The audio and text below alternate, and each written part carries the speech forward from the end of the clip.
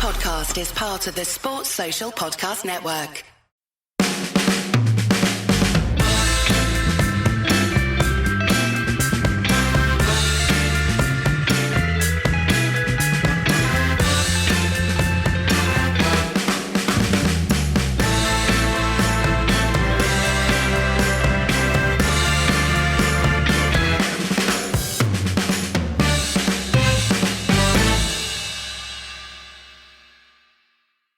Okay, here on Monday with Daniel. A lot to talk about this week. First day of preseason training. Are you fit? Are you ready?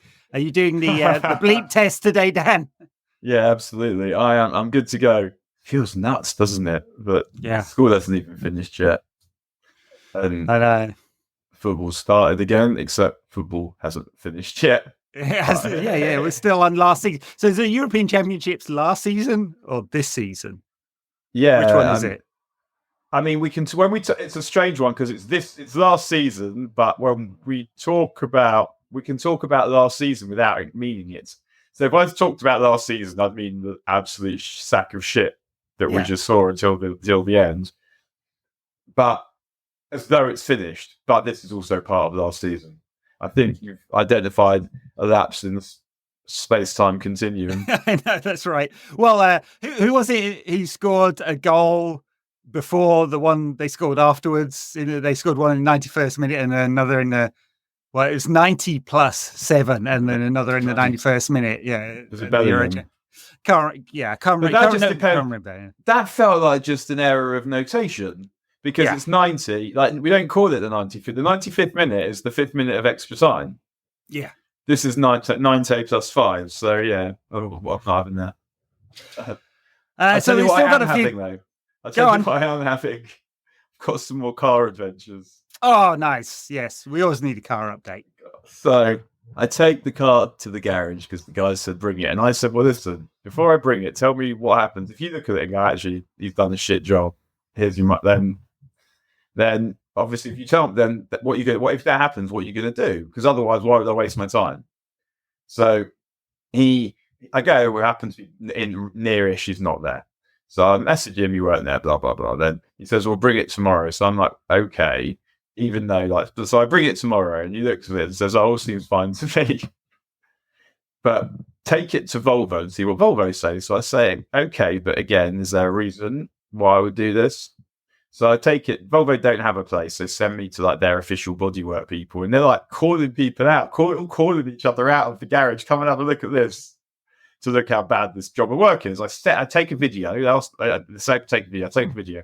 Send it to my guy. I was like, no, none of that's our fault. What you want, I know what you want. That's a refund. And I was like, well, yeah, obviously, done the job that I have to pay for again. And I was like, I don't want to get involved with small claims court or anything like this. But he won't give it back to me. He won't give me the money back. So I either take him to court or I don't. And so I was using it the other day. It's getting picked up next week. And I was using it the other day to drop my daughter off at the cello lesson. In fact, I was picking her up. And the funny thing about this is that I was in the car that I now drive. My wife was like, bring the car back go and get me something and drop the car back. Then take the old car to go and collect her. Okay. So I do it. And there's a really tight drive, and you can probably see where this is going. I crunched the front wing of the old car on the wall. And that sound of metal on brick, or we've all done it, I imagine. I mean, you must have bumped a car at some point. I have not. I've crunched a few wheels. No way. You've never damaged a car? No. Goodness me. Is this normal for people? I mean, I don't know. Apparently my perception of space is good or something like that, yeah. Yeah, no, I don't actually think that I've necessarily done any more damage because I think it's probably stuff that's been spray painted badly. But, yeah, I'll find out sometime. Deary me. Well, talking of cars, what a state of affairs. A whole bunch of people turned up at Carrington today. In various transportation provided by the club, including Ruud van Nistelrooy for his first day of work. Rutgers, Johannes Nistelrooy. What a guy. Sexy beast that he is with his perfectly trimmed beard and youthful good looks. He's much better looking now than he was when he was in his prime, actually, I'd say. Yeah. He's about almost exactly the same age as me as well. He's doing very well, the bastard that he is. Here he is at first day of training. Today I was getting needles stuck in my spine, which was awesome because my back has collapsed. So yeah, I will not be doing the bleep test today. Otherwise I'd be in prime condition, honest.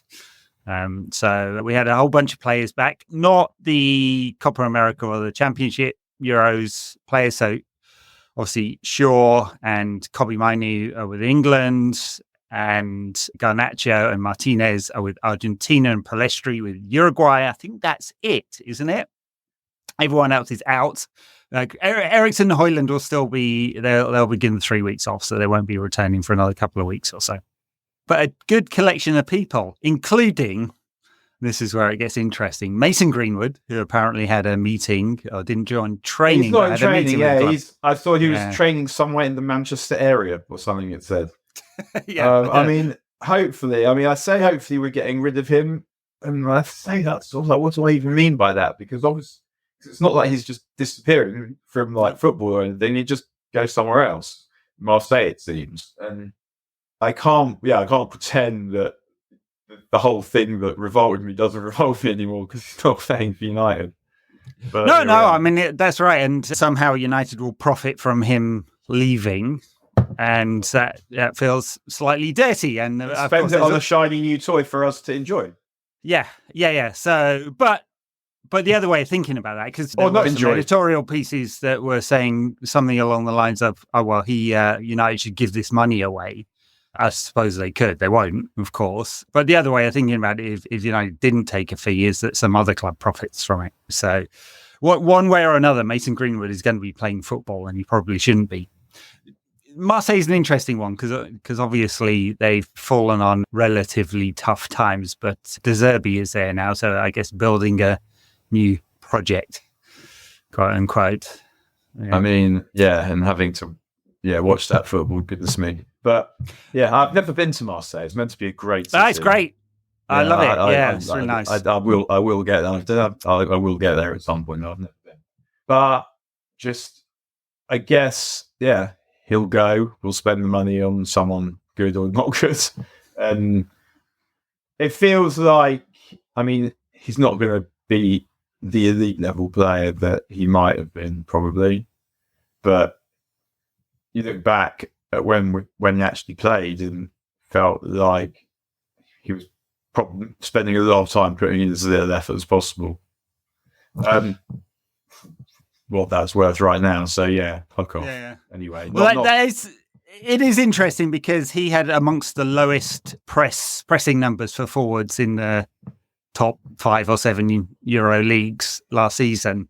And De Zerbi, of course, likes the high press. So it'd be interesting if that's a good fit or not. I mean, clearly, if Marseille are serious about it, then De Zerbi must like him. Maybe he has another role planned out, because a lot of last season when I saw him playing for Getafe, he was basically hugging the touchline as a wide right player. And I'm not really sure that's his sort of bag, really. But anyway, it won't be United's problem, and we'll spend it on someone else, I guess.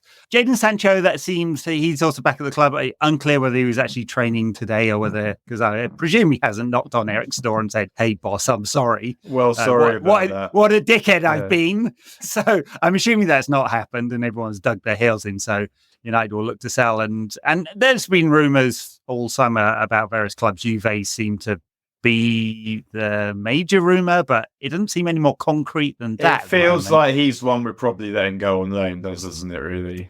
Yeah. Well, because of the wages, and it's going to be very hard to get a big fee for him. So if you can cover some of the PSR costs, amortization costs, then at least United aren't in a too bad a negative position. I mean, won't be positive, but yeah, we'll see on that one. Clearly, Dortmund either didn't want him or can't afford him, and quite possibly the latter with Dortmund. There you go. No shiny new players yet, though. Lots of shiny executives. Barada starts next week. He starts on the 13th of July. Ashworth's in position.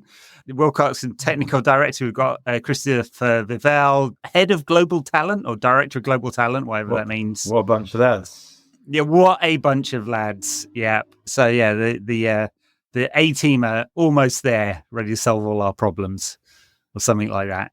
What do we know about Ashworth? I feel like he strikes me as someone with whom I might prefer not with whom I would prefer not to hang. Well, I don't know whether did you read the press release that he was quoted in the other day when they were confirming Ten Hag's contract extension? Yeah, it triggered the 1 year. Yeah, I did. Clause, and it was the most corporate of corporate speak. And I'm sure, of course, he didn't write it himself. Someone in the comms department wrote the paragraph, but they called Erik their partner for future success, or some absolute double speak like that. And I was like, what? He's the manager or the coach or whatever you want to call him. Yeah. And so, yes, Erik. I mean, yeah. I don't get good vibes from him, particularly as just like Ashworth. No, I mean, he feels like a corporate suit, but isn't that what we want? Competent corporate suit, I suppose. Yeah, he might be good at his job. Yeah, he might be good at his job. Let's hope that he is. He appears to have been all right in other places. I'm like a little bit like Cal Bettman, the tennis coach, has probably convinced me or encouraged me to have a problem with people who bang on about cultures all the time. And like in good teams, no one really talks about that shit and creating cultures. And Ashworth has like fragrances of that. Yeah. Like no, just go and buy some good players, man. Like some good players with good mentality. Like there doesn't need to be a culture. There just needs to be a dressing room of motherfuckers. Yeah. Well, the one thing I'd say about culture is accountability, right? So at United, there's never been, last 10 years, no one's who was, apart from managers getting fired now and again, who has been responsible for total failure? Like basically nobody ever. And so if that's going to be the one cultural thing that Ashworth can do, that would be great. Having said that, United finished 8th last season and the manager got a contract extension. So I don't know what message that is sending about accountability. I mean, clearly there are reasons. Which managers does Ashworth work with? Is it Southgate? Southgate at England, Potter at Brighton. And Howe? Eddie Howe, yeah. Yeah, I feel kind of sorry for him now. maybe that's why he came across the Beatles. I don't know. I mean, what a collection those three are. Yeah, amazing stuff. So this is the expertise he's bringing to bear. Okay, that's good to know. Fuck, marry, kill, Eddie Howe, Graham Potter, Gareth Southgate. Am I actually doing this for real? Yeah. You got it now. I mean, I feel like I feel like this somehow like I lose my job for this kind of conversation. I don't know. It's all imaginary. I'd kill Eddie Howe. I'm struggling with who I might. Yeah, I think I'd probably marry Southgate. Ultimately, seems like a nice bloke, doesn't he? You know.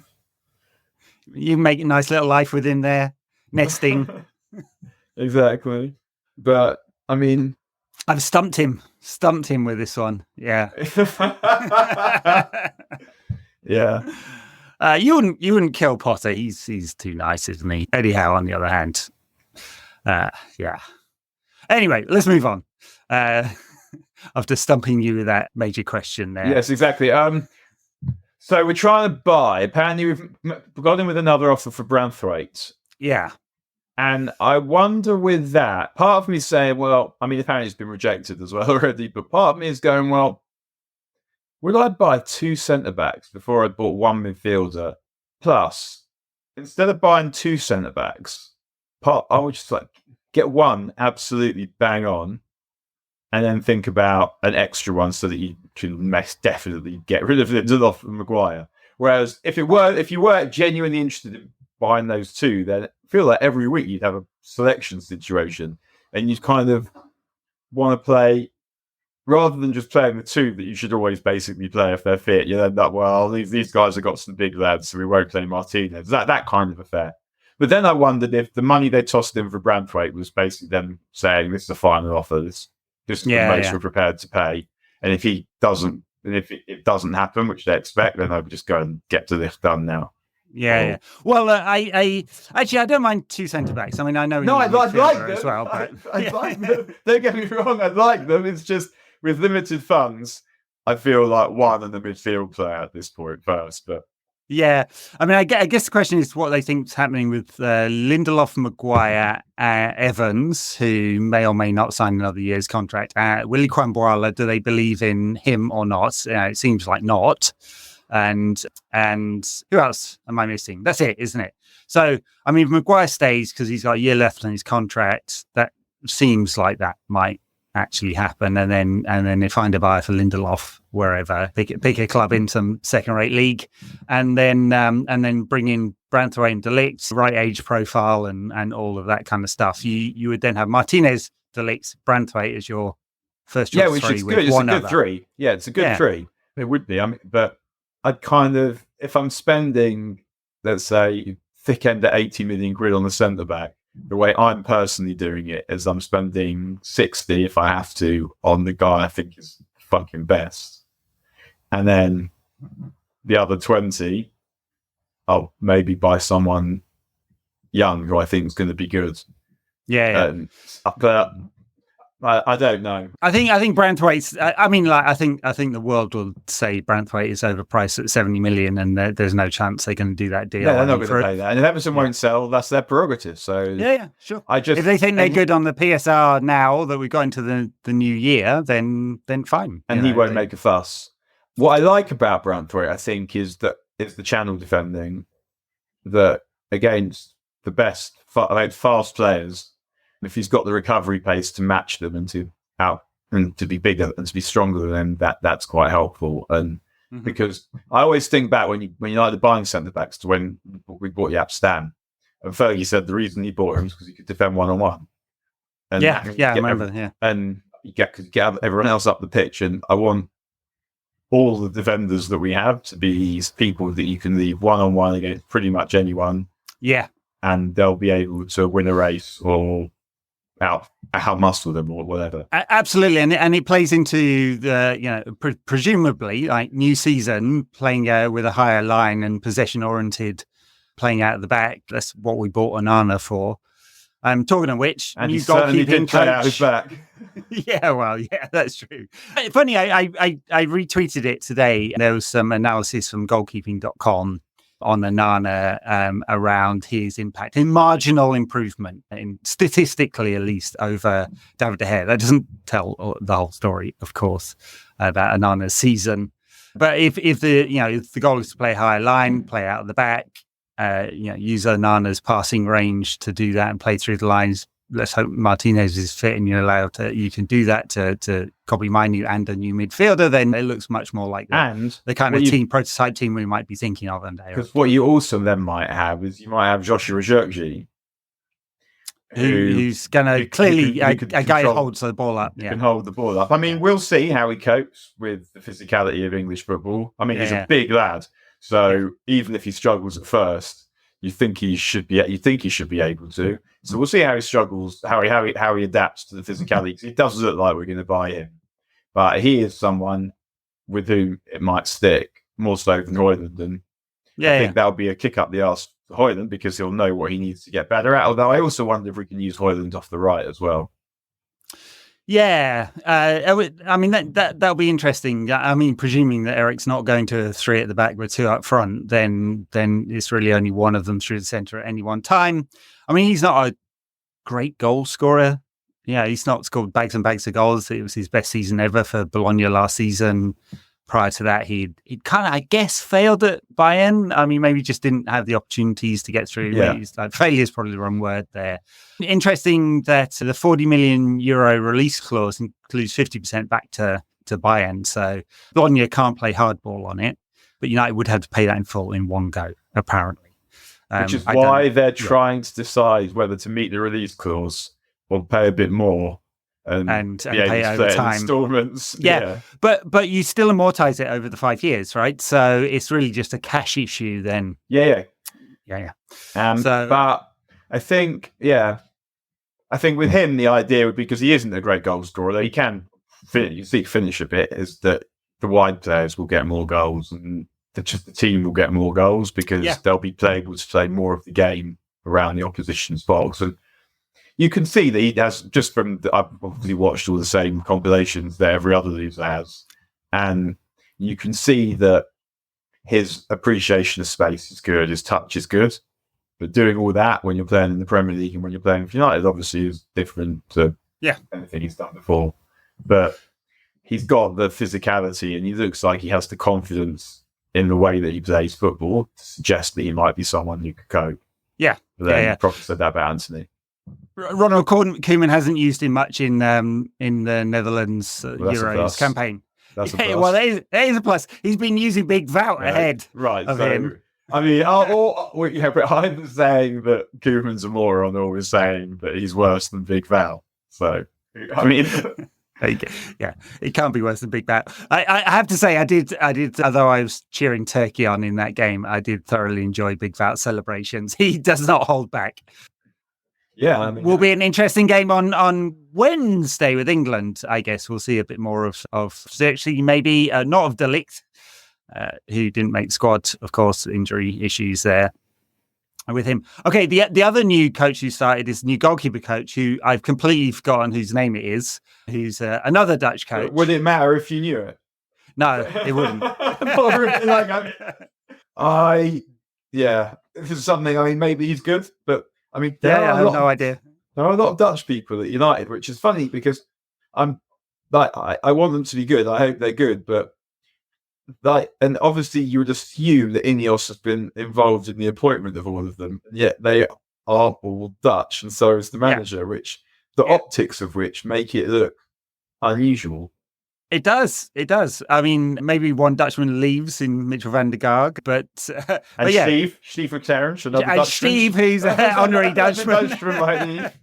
It is. I mean, the interesting thing is, if it fails at United, then what happens, right? Because as we've spoken about before, Erik is under tremendous pressure. Just because he's got the new contract doesn't mean that's lessened. And if we start the season with a few defeats, and it's quite possible because there's Liverpool, Spurs, Brighton, and a few others in the first 6 games, then the pressure will ramp up straight away. I don't think I don't think that'd be a surprise for it to suddenly feel like the crisis is continuing. And so, if Erik doesn't make it past December, then we've got 75 Dutchmen in the coaching department. Then that'll be interesting. Yeah, what I'm seeing at the moment is that of the players we're trying to buy, none of them are making me think this guy is transformative. No, definitely not. And I don't mean it's a superstar. I mean, is the kind of player that I think will take us up another level. Whoever we play at right centre-back, we've got to remember, is replacing Rafael Varane, right? Yeah. And he's not, whoever it is going to be better than him. No. And although we might have more of him for longer, but I'm talking about the level of performance United are able to produce. When we've seen what they can do when this team plays at their best, they can produce performance like they did in the cup final. Whoever it is isn't going to be better than Varane. So, in a sense, whoever we sign at right centre back to play there, we're going to be worse than next year because they're not going to be better than Varane. Then, however good he is, he's unlikely to be transformative at this point and to really increase the level of the team. He'll get us more points because he's probably a good player who can do stuff. He's an alternative as a sub to Højlund. He's someone to play when Højlund's injured or suspended or whatever. So we'll get better in that sense. But in terms of it feels like we're more raising the floor of the squad than the roof of the first team here. And the roof of the first team also needs some fucking attention. And Ugarte is another one. Someone who can cover a lot of ground, the width of the pitch, quite quick, quite strong, a Uruguayan, so feet as well. Good. But not an absolute monster who will just make stuff much more different. It's someone who will fit into the team and make it better. Mm-hmm. But I think to be seriously good, you need maybe four players who are really among the best that there are around at the time. Yeah, and that's not what United are trying to buy right now. This is clearly a development process. They're not going out and buying 4 absolute world stars. No, I'm not saying they should go and buy someone like that who's 27. I'm saying they're buying players in their they're looking at players in their early to mid 20s. Yeah. But is their elite, elite level trophy destination altering potential? Are they at that level of potential? Not sure. Yeah. No, that's unclear it's definitely unclear with Jochi because that would be his first big move, wouldn't it? Yeah. And Ugarte, kind of everyone loved him at Sporting. And then he's clearly not had the best season at Paris Saint-Germain, didn't play that much. For whatever reason, I don't follow that club closely enough to work out why he's not been playing so much. Zaire Emery plays in midfield. They've got a lot of players, yeah. And who's the third one? I forget who the third midfielder is. It's Paredes. It's not him. No. I don't, not most of the time. I can't remember who it is. But there's competition for places. But it's not that he's gone to Paris and I've just never seen him play and thought, yeah, brilliant. Yeah. But, well, we'll get another opportunity shortly. Uruguay are playing Colombia, who've been fantastic in Copa America. And then the other semi-finals, Argentina. So Martinez scored the other day. Garnacho's not really played much. And against Canada, the great footballing nation of Canada. I had to watch them for work before they played recently. They played a friendly against France, the game before France went to the Euros. And I think it was 0-0. And Canada actually played quite well. The manager is, what's his name? He was Jesse Marsh. Yeah. And they looked like they knew what they were doing. Yeah, they have loads of players, obviously. They've got a few. But they've improved since the days of Carl Valentine, who I think was briefly at United. Played for them in the 86 World Cup. I think he might have briefly been at United, but then they had a maple leaf on the front of that kit, I remember. But they actually looked like they had. And you've seen that a lot with the less good international teams, that the managers actually coached them to do something, which, because it feels like with the better teams, we're now at that stage of the competition where you're sitting there thinking, if these players had a proper, really good coach, they'd be really good. It's annoying that they're not. And so these games that we're watching aren't that good. The USA team, they've got a lot of players now who play at decent clubs in the top 5 Euro leagues, and there's a lot of nonsense chat on this idea, the antic about a golden generation being wasted. I mean, they're more of a bronze generation. They're all right players, but clearly less than the sum of their parts because Bernhalter's an idiot. And then Canada, who don't have as many players at top clubs by any means. If you check out who they play for, a lot of MLS players seem to be more than the sum of their parts. Unlike England, of course, who are very much less than the sum of the parts, but seem to be managing to. I like in the Euros. If we wouldn't it be great if we get a France-England final? We'll have France in the final, maybe not having scored an open play goal by that time, and England managing to average 0.7 xG per game or something like that. Yeah, I found a picture of Carl Valentine in the United kit. I think. Oh no, that's a Canada kit. No, he's from Manchester and is a Red. But I don't think he ever played. I don't think he ever played for United. That is some niche football knowledge, Daniel. I have to say it. So this is sort of a game I play with myself sometimes when I can't sleep. Is can I do all the groups of the 1986 World Cup, like A, B, C, D, and 1990 as well? It's pretty much what I do when I'm having relations with the wife now. Yeah, can I? Is that to get you excited or to stop you? Ruining it too early. Clearly the former. Clearly. Yeah. So I just think about Jesper Olsen, the Danish side. Yeah, and try and go through. Can I work through those tournaments in my head of like all the matches? Yeah, very good. And Carl Valentine's in 1986 one in Group C with France, USSR, Canada, and come back to me. Talking to the wife, she's sick of my growing football kit collection. I've got a Danish 86 shirt. I did keep meaning to get a USSR kit as well. Good stuff. In that group C, Rats scores an amazing goal against Bats, which amused Joel Bats, which amused my 6-year-old self. Very good. Yeah, that is first World Cup I really remember watching a lot of. It's Hungary. I'm not sure. Was that Jos Detari playing then? Was he a bit later on? And then I don't know. Yeah. Anyway.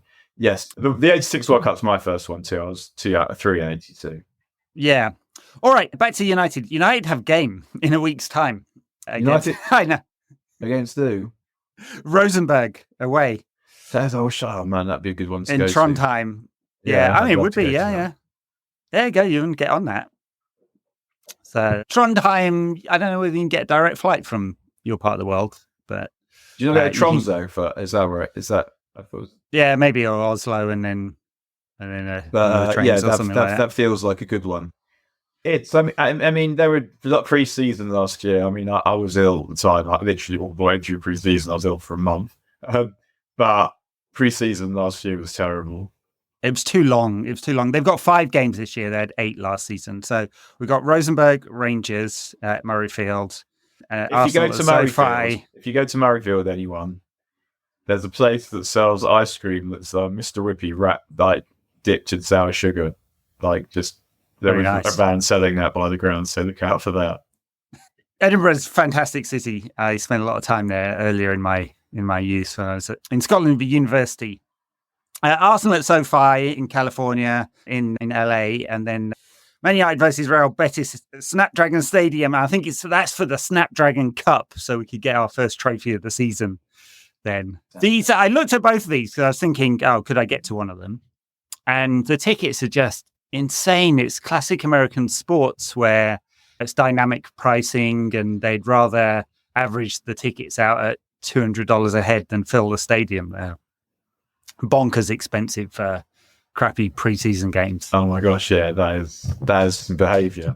Yeah, which, coming back to Copa America, has been like the whole of the Copa America. They played it at these big NFL stadiums, and most of them have been empty because it's $200 for your base ticket.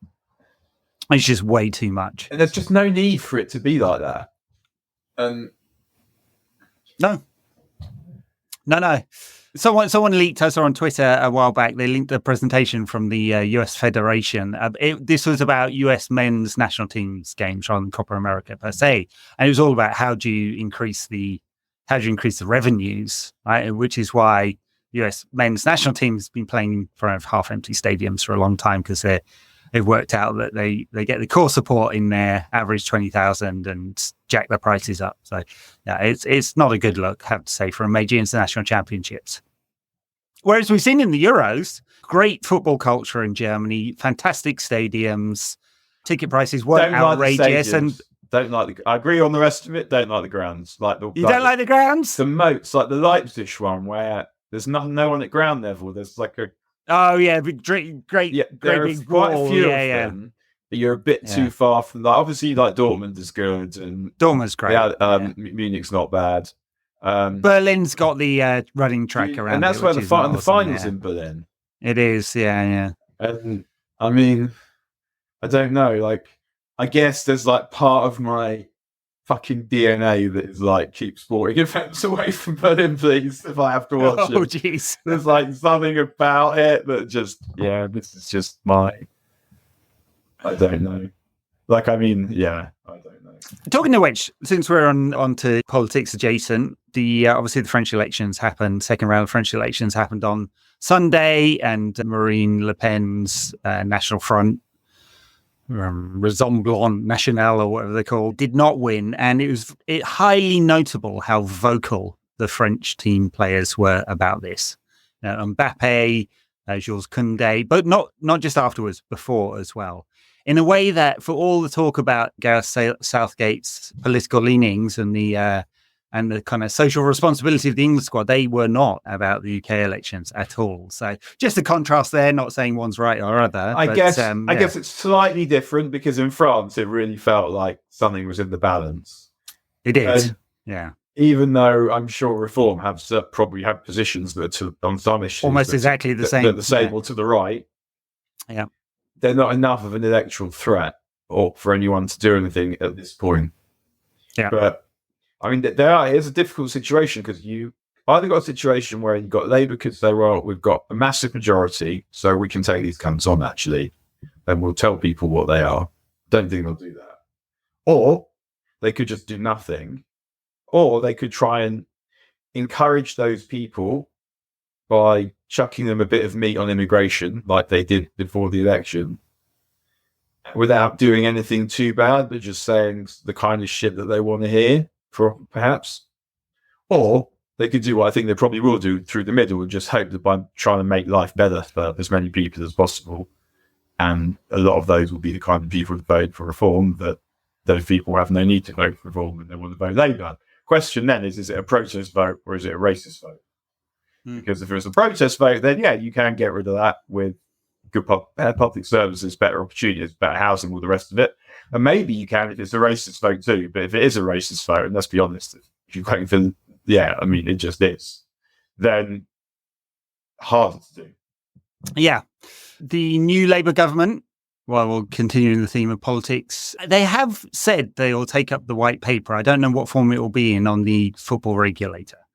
I can't imagine it's going to be on the docket for the first however many months of the new government. There's far more pressing problems than to run the bill through Parliament and a bunch of readings. So they'll have to start again on the football governance bill, which will mean, I guess, a lot of back and forth between the Premier League and the EFL, because there's a kind of game of chicken going on now with the offer from the Premier League to the EFL on finance. The EFL obviously want more money. The Premier League is sort of being boring old dad here and saying, yeah, you can have more money, but it comes with a bunch of things, including better financial governance, but also basically more power for the Premier League. I mean, they're already selling the EFL's TV rights.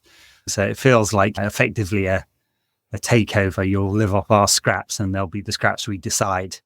Unless the new Labour government and the new Culture and Sports Secretary, which I think is Lisa Nandy. Yeah, does she like football? I don't know if she likes football or not, actually, at all. So, yeah, I'll have to look into that one. I mean, if she thinks this is pressing and signals to the football industry that this is coming, then that might prompt the Premier League to get around the table again and come up with a better offer. Well, most importantly, and United only win European Cups under Labour. So that's absolutely. number four is England. Just remember that, because and we should have a good 10 years of it at least. They'd have to really, they'd have to really make a mess of stuff to not get 10 years out of this majority, particularly when you bear in mind who's a gooner. Unfortunately, yeah. But the fact that he likes football makes me think that he would want the easy win of doing something to make it better and more competitive. But he obviously, it feels unlikely that he's going to want to get into a rut with dirty money, particularly. So I feel like that aspect. Is he going to do anything about Saudi buying up sport? Not on a global scale, he can't, but is he going to do anything about any of that? Probably not.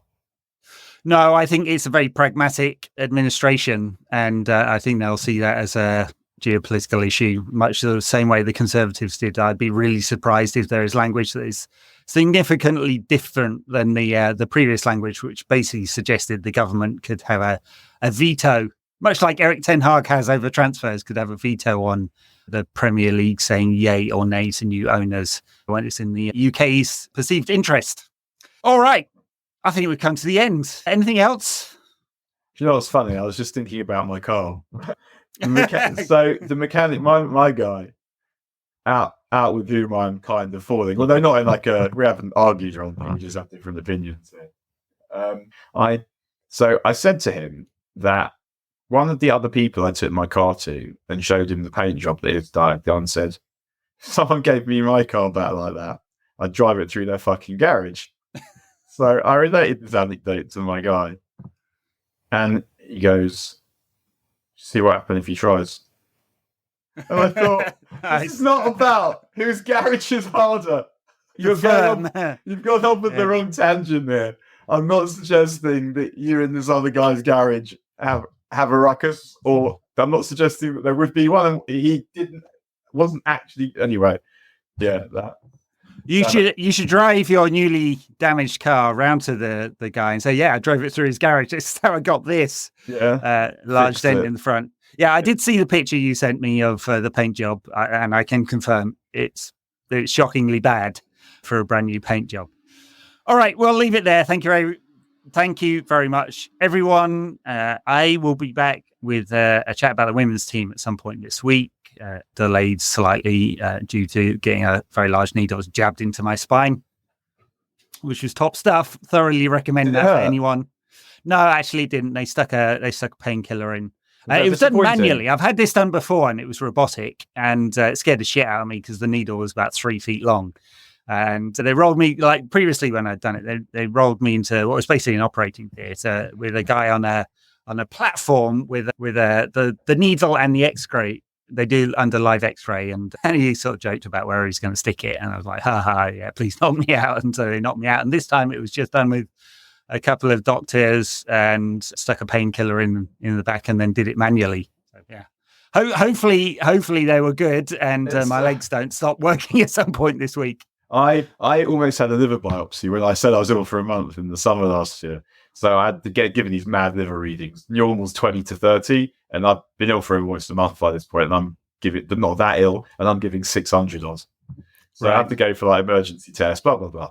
Might have just been COVID, who knows? Never found out what it was. But at the end of it, they were like, if your liver values don't go down that fast, that have a liver biopsy. I don't really want to have that. They said, we'll leave up to you. I don't feel that. Doctors, I don't feel that. Don't feel it's that important. I somehow allowed myself to get talked into having it. Or just for this, I said no. That's what happened. I said, no, I'm not having it. And then he booked, his secretary got the wrong end of the stick and booked it anyway. So I now find I'm having a liver biopsy. So I speak to the doctor and I'm like, I don't really want to have this. Like, I've just got healthy again after a month. I don't want someone poking around my innards, really. He's telling me the guy who's doing it, he goes, if I had to pick someone to stick a needle into my liver, it would be that guy. Which I don't know, is that a good thing to have people say that about you? I guess so. He's a craftsman at his art of medieval torture, yeah. But awesome. No, I bottled it. I didn't have it. I'd bottle that as well. I wouldn't want someone nibbling away at my liver. Yeah. All right. Thanks a lot, everyone. We'll catch you again soon. It's all right.